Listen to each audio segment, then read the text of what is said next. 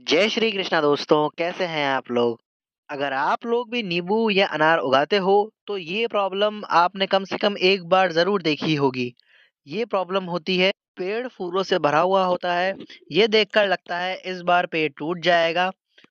2-3 दिन बाद जब सुबह तब देखने को मिलता है कि सारे के सारे फूल झड़ गए। कोई भी फूल पेड़ पर लगा हुआ ही नहीं है। काफ़ी सारे लोगों का यही क्वेश्चन रहता है कि इसमें क्या गलती हुई थी? आज इसी बारे पे बात करेंगे। तब तक के लिए सब्सक्राइब कर लो ऐसी ही और इंटरेस्टिंग वीडियोस देखने के लिए। काफ़ी लोग सोचते हैं मिट्टी खराब है, कोई बोलता है बीज खराब थे, कोई बोलता है किस प्लांट खराब है, बट ऐसा नहीं होता। मैं आज की वीडियो में आपको सही बताऊंगा कि ऐसा क्यों होता है। सबसे पहले हम लोग इसमें बात करेंगे कि पेड़ फूल खुद क्यों गिराता है। सबसे पहले हमें ये देखना है, पेड़ जिंदा होता है, काफ़ी स्मार्ट होता है। जो लेमन और अनार के पेड़ होते हैं, वो अपने कैपेसिटी के हिसाब से फूल को फल में बदलते हैं। अगर पेड़ को लगता है कि जो इसमें न्यूट्रिएंट्स हैं वो कम है, पानी सही नहीं है, मौसम सपोर्ट नहीं करेगा, तो पेड़ अपने आप एक्स्ट्रा फूल जो होते हैं उन्हें गिरा देता है। इससे पेड़ अपनी एनर्जी बचाता है ताकि जो फल बने वो सही क्वालिटी के बने, सही साइज रहे। यह एक नेचुरल प्रोसेस है, ये कोई डिजीज नहीं है। इस प्रोसेस से पेड़ अपनी स्ट्रेंथ बचाता है ताकि बाकी फूल जो बन जाएं वो क्वालिटी वाइज बहुत अच्छे हों। इसलिए इनिशियल जो फ्रूट ड्रॉप होती है, ये हमेशा डिजीज या डेफिशिएंसी कम नहीं होती। थोड़ा बहुत ड्रॉप होना तो इस पे बिल्कुल नेचुरल है। प्रॉब्लम तब होती है जब काफ़ी सारे फूल इसमें गिर जाएं। अब दूसरी जो बात होती है वो होती है नाइट्रोजन इम्बैलेंस। फूल गिरने का एक बड़ा रीज़न ये होता है कि जो यूरिया लोग डालते हैं या नाइट्रोजन जो ज़्यादा हो जाती है, उससे जो ग्रोथ होती है वो काफ़ी कम हो जाती है। ज़्यादा यूरिया देने से पेड़ वेजिटेटिव ग्रोथ पर चला जाता है, पत्ती का साइज़ बड़ा होता जाता है, हरी और चमकदार हो जाती है, तना भी हेल्दी दिखता है। लेकिन फ्लावरिंग स्टेज पे पेड़ को ज़्यादा नाइट्रोजन नहीं चाहिए होती। इस स्टेज पर नाइट्रोजन फूल को कमज़ोर बना देता है। कमज़ोर फूल थोड़े से स्ट्रेस में भी गिर जाते हैं, चाहे स्ट्रेस पानी का हो या फिर मौसम का। इसलिए फ्लावरिंग के बाद जो यूरिया या फिर कोई भी इसमें फर्टिलाइज़र डालें आप, तो वो आपको कम से कम रखना है, ज़्यादा क्वांटिटी में नहीं डालना है। बैलेंस न्यूट्रिएंट्स बेस्ट रहते हैं। अब हम लोग बात करेंगे बोरोन, जो कि छोटा न्यूट्रिएंट है। बोरोन एक माइक्रो न्यूट्रिएंट है और इसकी रिक्वायरमेंट बहुत कम होती है, इसलिए ज़्यादातर लोग इसको इग्नोर कर देते हैं। लेकिन ये फर्टिलाइज़र देना बहुत ही ज़रूरी है। पॉलिनेशन और फर्टिलाइजेशन में काफ़ी हेल्पफुल होता है। यही न्यूट्रिएंट फूल को फल में बदलने में हेल्प करता है। इसकी कमी के कारण जो पॉलन होते हैं वो एक्टिव नहीं हो पाते। फूल तो काफ़ी सारे खिलते हैं, लेकिन जो फूल खिलते हैं वो फ्लावर के साथ साथ गिर जाते हैं पूरे के पूरे। रिजल्ट ये होता है कि कुछ दिन में सारे के सारे फ्लावर्स जो होते हैं वो पेड़ के गिर जाते हैं। नींबू और अनार में सबसे ज़्यादा डेफिशिएंसी इसी की होती है। इसकी फ्लावरिंग स्टेज पर इसको ज़रूर कवर करना चाहिए, इसको इग्नोर नहीं कर सकते। अब एक बड़ी बात करने वाले हैं, पानी का इम्बैलेंस। जो पानी का जो मैनेजमेंट है वो फूल गिरने में बहुत बड़ा रोल प्ले करता है। ऐसा क्यों? क्योंकि पानी जो होता है उस अगर ज़्यादा चले गया तो उससे सारे फ्लावर ड्रॉप हो जाते हैं। अगर कम मिला तो फ्लावर फ्रूट में कन्वर्ट ही नहीं होंगे, और होंगे तो वो सारे के सारे खराब हो रहेंगे। पानी कम होने पर रूट स्ट्रेस में आ जाती है और पेड़ सर्वाइवल मोड में चला जाता है। इसी तरह ज़्यादा तो पानी देने पर रूट सफोकेट होने लगती है और न्यूट्रिएंट अपटेक डिस्टर्ब हो जाता है। दोनों ही कंडीशन में पेड़ फूल गिराना शुरू कर देता है। इसीलिए पानी देने का जो डिसीज़न है वो डेट या रूटीन पर नहीं, मिट्टी का मॉइस्चर देखकर देना चाहिए।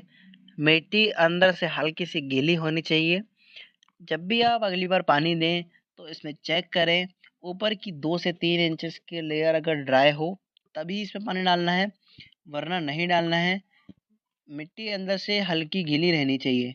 पूरी की पूरी अगर रहेगी ज़्यादा गीली, फ्लावर ड्रॉप रहेगा। तेज़ गर्मी, लू या अचानक बारिश के बाद फूल गिरना बढ़ जाता है। जो टेम्परेचर का डायरेक्ट इफेक्ट होता है वो फ्लावरिंग पर दिखता है। पेड़ ऐसी कंडीशन में फ्रूट डेवलपमेंट को रिस्की मानता है और फूल ड्रॉप कर देता है। इसलिए स्प्रे टाइमिंग बहुत इंपॉर्टेंट हो जाती है। गलत टाइम पर स्प्रे करने से फायदे की जगह नुकसान हो जाते हैं। हमेशा जब भी पानी डालें तो सुबह या फिर शाम को स्प्रे करें, जब टेम्परेचर नॉर्मल हो और हवा तेज ना चल रही हो। और इसको ऐसी जगह रखना है जहाँ पर इसे ज़्यादा से ज़्यादा सनलाइट मिले, काफ़ी देर तक ये सनलाइट में रहे। आप चाहें तो इसे दीवार के पास भी रख सकते हैं। उससे जो हवा होगी वो इतनी तेज़ नहीं आएगी। इससे जो फ्लावर है वो फ्रूट में चांसेस कन्वर्ट होने के चांसेस काफ़ी ज़्यादा बढ़ जाते हैं। कि अब बात करने वाले हैं हम लोग कीड़े जो क्लियरली नहीं दिखते। इसमें सबसे कॉमन अटैक्स होता है थ्रिप्स, एफिड्स और वाइट फ्लाइज का। फ्लावरिंग स्टेज पे मेजर पेस्ट आते ही हैं। ये कीड़े फूल का जूस चूसते रहते हैं और पॉलन को डैमेज करते रहते हैं। ज़्यादा केसेस में जो नॉर्मल लोग होते हैं वो नीम ऑयल का स्प्रे करते हैं, बट नीम ऑयल का स्प्रे काफ़ी ज़्यादा स्प्रे करना पड़ता है तब जाके वो रिमूव होते हैं। इससे आप एक काम कर सकते हैं, जो कीड़े आ चुके हैं एफिड्स थ्रिप्स छोटे छोटे, उनको आप मैनुअली भी हटा सकते हैं। उससे जल्दी हट जाएंगे और पानी देने के टाइम पर भी आप उन पे डायरेक्ट स्प्रे कर सकते हैं। उससे अगर तेज़ प्रेशर होगा तो काफ़ी सारे जो कीड़े होते हैं वो चले जाएंगे। फ्लावरिंग के टाइम पे लाइट और सेफ इंसेक्ट मैनेजमेंट बहुत ज़रूरी है। हम लोग बात करने वाले हैं पॉलिनेशन इशू, जो कि टेरेस गार्डन में काफ़ी सारे लोगों को देखने को मिलता है। पॉलिनेशन ज़्यादातर फ्लावरिंग प्लांट्स में बहुत ज़रूरी होता है। ओपन फील्ड में तो हवा और इंसेक्ट्स पॉलिनेट कर देते हैं, लेकिन टेरेस पर एनवायरनमेंट थोड़ा क्लोज्ड होता है, इसीलिए पॉलिनेशन साइकिल वीक हो जाती है। कई बार फूल बिल्कुल हेल्दी होता है, कोई कीड़ा नहीं, कोई डेफिशिएंसी नहीं, लेकिन फिर भी फूल गिर जाते हैं क्योंकि पॉलन ट्रांसफ़र ही नहीं हो पाता।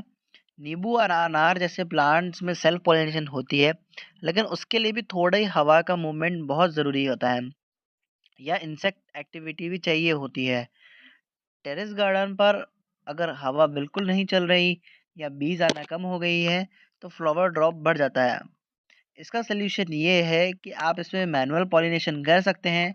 मैनुअल पॉलिनेशन से इसमें फ्लावर के फ्रूट में चांसेस कन्वर्ट होने के चांसेस काफ़ी ज़्यादा बढ़ जाएंगे। बात करेंगे कि टेरेस गार्डन में हमेशा सिंपल और लो रिस्क स्प्रे ही क्यों यूज़ करना चाहिए। गमले में मिट्टी कम होती है, इसलिए स्ट्रॉन्ग या रिपीटेड स्प्रे करना गलत है। अगर फ्लावरिंग अच्छी है और फूल गिर रहे हैं तो एक लाइट बैलेंस स्प्रे होना चाहिए। 15 लीटर पानी में आप चाहें तो वर्मी कंपोस्ट मिक्स करके उसे भी स्प्रे कर सकते हैं छान करके। अगर आपको ऐसा नहीं करना है तो आप इसमें डायरेक्ट भी दे सकते हैं। अगर आप स्प्रे कर रहे हैं तो हमेशा सुबह या शाम को करना है। अगर तेज़ हवाओं में किया तो तेज़ हवाओं में कोई असर नहीं होगा। अब बात करते हैं लास्ट पॉइंट की, सबसे मेजर चीज़ की क्या होती है। टेरेस गार्डन पे जो पॉट्स होते हैं उनमें लिमिटेड रूट स्पेस होती है, तो इसलिए हीट, वाटर इम्बैलेंस और न्यूट्रिशन गैप सब मिलकर इफेक्ट डालते हैं। इससे होता क्या है कि प्लांट स्ट्रेस में आ जाता है और सारे जितने भी फ्लावर्स होते हैं उन्हें गिराता रहता है।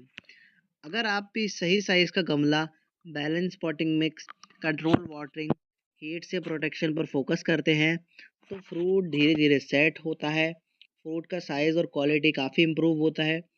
टेरेस गार्डनिंग में रिजल्ट थोड़ा स्लो दिखता है, पर कंसिस्टेंट केयर से नींबू और अनार दोनों अच्छा परफॉर्म करते हैं। अगर आप भी ऐसे ही और गार्डनिंग टिप्स देखना चाहते हैं तो सब्सक्राइब कीजिए। ऐसे ही फ्रूट प्लांट्स लगाते रहिए। मिलते हैं नेक्स्ट किसी वीडियो में, तब तक के लिए हैप्पी गार्डनिंग।